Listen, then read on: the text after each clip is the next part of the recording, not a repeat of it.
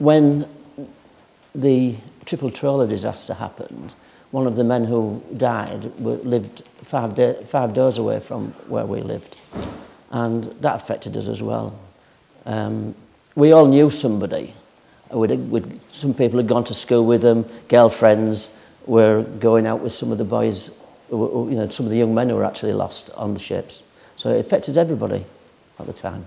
I went on the Arctic Corsair. I was only 16. I wasn't actually doing it for a job. I only went on what was called a pleasure trip in September of 1961.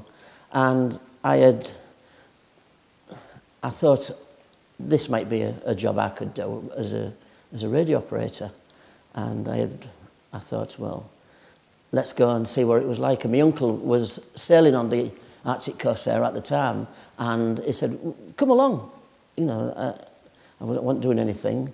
And after being in a storm on the Arctic Corsair for 3 days, and the ship would be going this way and that way, and you'd be in your bunk and the ship would be creaking, and you think, is it going to sink?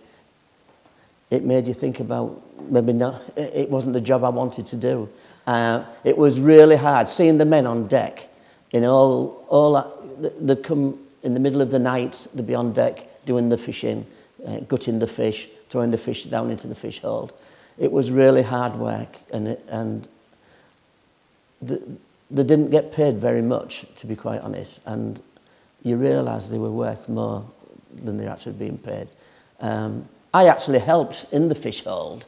When the fish came down the chute, all the insides were taken out, and you'd pick these cod up and you'd pick the haddock up and you'd lay them on these aluminium shelves and do the ice and the shelving of the fish. And you put the lids back on the fish, another lid, and the bodies would still be twitching with the nerves a long time after they'd had all the insides taken out.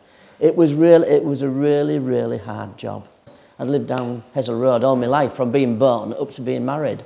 And the conditions down Hessel Road, everybody was very friendly and everybody talked about how friendly it was, but the back-to-back houses, it wasn't very nice to live in them at the time. Looking back, when you were sleeping 3 in a room and with no central heating and an outside tap and an outside toilet and no bathroom, I don't think I'd like to go back to those times now, I don't think.